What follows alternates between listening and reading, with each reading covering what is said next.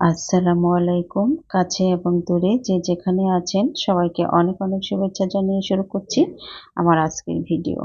আজকে বানাবো বিটরুটের জুস বা শরবত যেটাই বলেন না কেন। তো ইদানিং বাজারে তো খুব বিটরুট পাওয়া যাচ্ছে। দেখলাম বাজারে অনেক সবজির সাথে দেখলাম বিটরুটও বেশ ভালোই উঠেছে।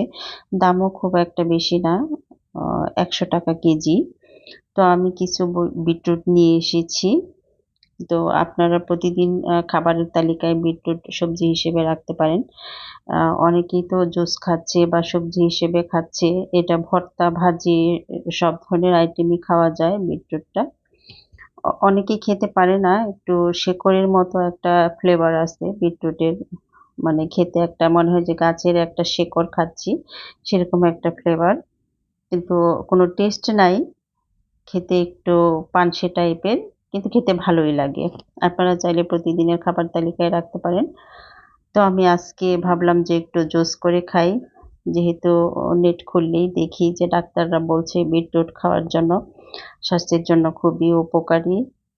সেজন্য ভাবলাম যে ইদানিং একটু বিটরুট খাওয়ার আ চেষ্টা করি। প্রতিদিন খাবার তালিকায় একটু রাখার চেষ্টা করি। তাই আজকে জুস করে খেয়ে নিচ্ছি সবাই। বিশেষ করে যাদের হিমোগ্লোবিনের সমস্যা, এটা তাদের জন্য খুব উপকারী একটা জুস। তো আমার জুসটা বানানো হয়ে গিয়েছে। আমি একটা মানে চিনি দিয়ে টেস্ট করে দেখব যে চিনি দিয়ে জুসটা খেতে কেমন লাগে। তো দেখলাম যে চিনি দিয়ে খেতেও ভালোই লাগে, খারাপ লাগে না। তবে চিনিটা এভয়েড করাই ভালো।